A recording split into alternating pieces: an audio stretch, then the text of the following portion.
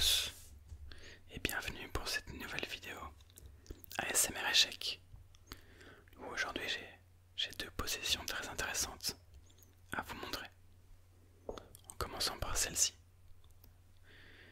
possession dans laquelle les blancs ont un échec et mat en 8 coups, mais un échec et mat qui n'est pas si simple à voir, avec quelques petites subtilités.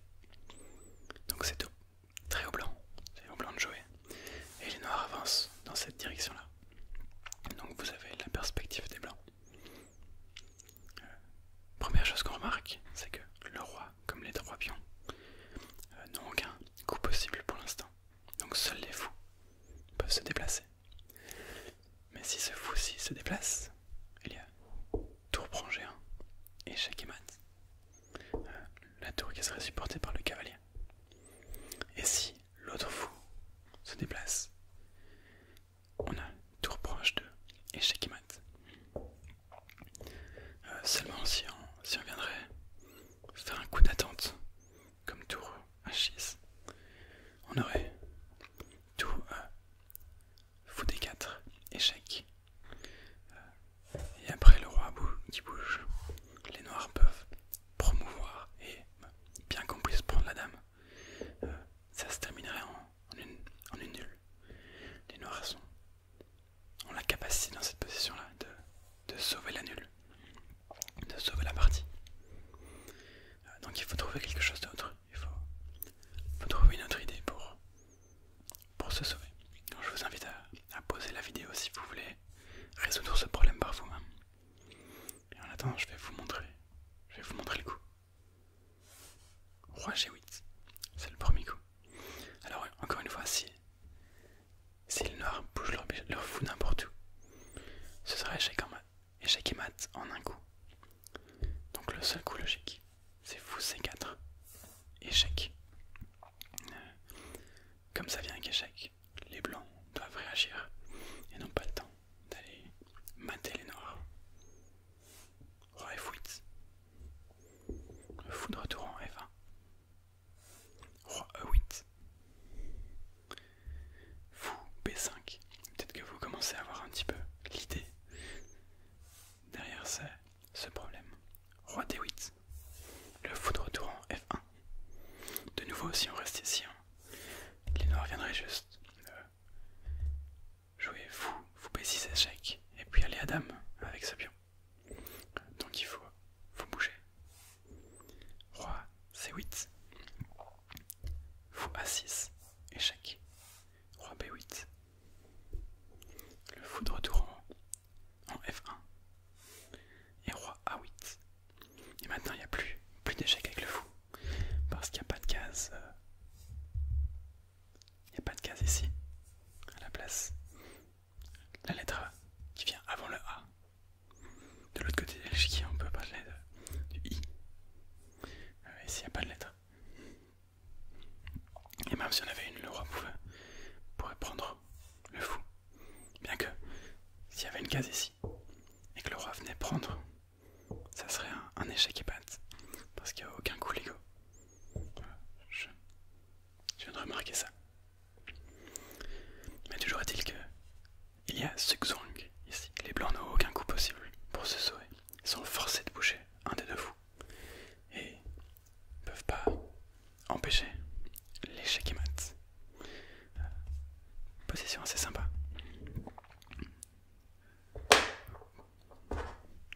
On va passer à la deuxième position. Je retire les pièces en 3. Le roi blanc, le roi noir étant en C1, le roi blanc en E2. On a un pion en A6 et un fou en C8. Encore une fois, c'est très au blanc. Il y a un coup gagnant pour les blancs. Les noirs avancent de ce côté-ci et les blancs dans ce sens-ci. Alors le coup A7 ne marche pas à cause de D4 et le fou blanc viendrait contrôler la case de promotion A8, ce qui serait un problème et ce qui sauverait automatiquement la nulle pour les noirs. C'est une position qui est facile à tenir ces deux pions ici. Bon, avec les fous, on peut facilement imaginer venir prendre ce pion-ci, sacrifier le fou pour ce pion-là et tenir la nulle sans problème. Mais du coup, A7 ne marche pas. Alors le coup logique qu'on peut regarder après A7, c'est fou B7. En se disant maintenant sur D4, je peux venir prendre le fou ici. Je défends de cette manière-là. Sauf que ici, il y a A3, A7, A2, A8, Dame. Et on a Roi B1. Et alors, de manière assez surprenante, les blancs n'ont aucun moyen d'empêcher la dame, le pion de venir promouvoir au coup suivant. Parce que le fou, en B7, se tient dans le chemin de la dame, sans le fou. Ce serait une position gagnante pour les blancs. Sauf que les blancs, ils en se foutent. Dans cette position-ci, ils préfèrent ne pas l'avoir. Ils préfèrent avoir moins de matériel, ce qui serait une victoire plus simple. Par exemple, on viendrait prendre ce pion-ci. On vient prendre une dame. Et on peut, peu importe ce que vous imaginez, hein, il y a pas mal de solutions possibles. Mais il n'y a pas assez de matériel avec un fou tout seul. On ne peut pas mater son adversaire. C'est pas assez. Donc, fou B7 ne marche pas non plus. Alors s'il n'y a ni A7 ni fou B7, il faut trouver quelque chose d'autre. Il faut trouver ça assez rapidement. Parce que si on laisse les noirs jouer D4 au prochain coup, alors ils contrôlent la case A8 et ce serait un match nul. Donc il faut trouver un coup qui empêche ça. Et le seul coup logique, le seul coup possible pour ça, c'est roi F2. Parce que sur D4, on viendrait juste prendre le fou. Et maintenant, il n'y a plus rien qui nous empêche d'aller à dame.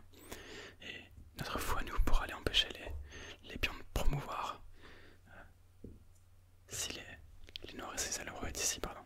J'ai oublié de le replacer, mais ça change rien, c'est la même chose. Donc sur roi F2, il y a soit fou H1 possible, soit fou E4. Sur fou E4, on a roi E3. Et alors, si on prend D4, évidemment on prend le fou. Et on viendrait gagner la partie assez facilement. Et sur fou, que ce soit G2 ou H1, on a roi D4 qui vient fixer le pion en D5. Les noirs aimeraient bien avancer le pion, donc on vient simplement se placer devant et empêcher ce pion d'avancer. Comme ça ensuite on peut aller à la dame. Et la différence c'est que maintenant dans cette position-ci, si je viens promouvoir en une dame, les noirs n'ont plus roi B1. Parce que je peux venir en B7 échec. Alors si roi A1 c'est facile, le roi se bloque tout seul et bloque ce pion là. Donc on va pouvoir avancer avec le roi ici et puis aller en échec et mat. On peut imaginer cette construction. Donc quand on était dans cette position-ci, fou E4 ne marche pas parce qu'on viendrait simplement bloquer le pion. Donc le seul coup qui reste c'est fou H1. Mais fou H1, roi G1. Alors il y a à la fois fou E4 et fou F3. Mais les deux reviennent même. Donc je vais vous montrer F3. Et sur F3, il y a fou G4. Fou G4. Alors on peut pas prendre le fou. Si on vient prendre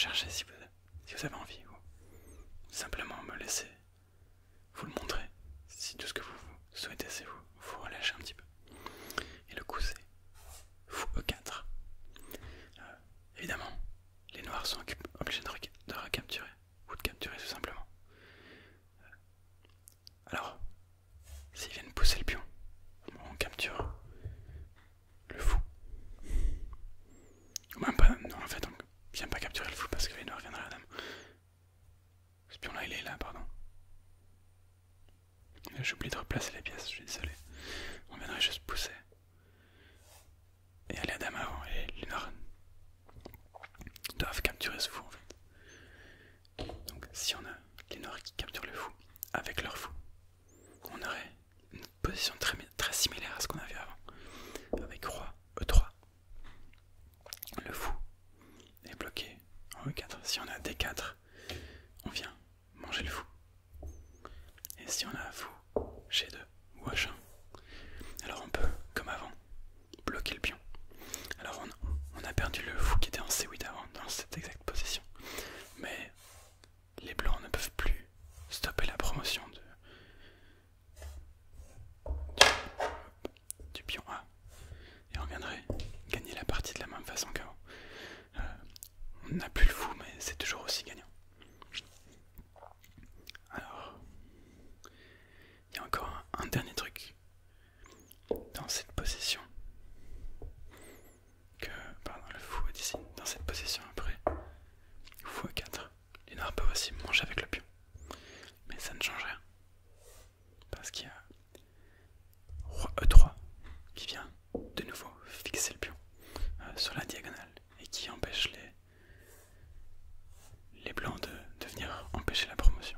Et on viendrait gagner cette partie de nouveau de la même façon qu'avant. Et si les noirs essayent de nouveau ceci, on vient promouvoir en premier. Et victoire des blancs. Voilà, j'espère que vous avez apprécié ces deux parties autant que moi.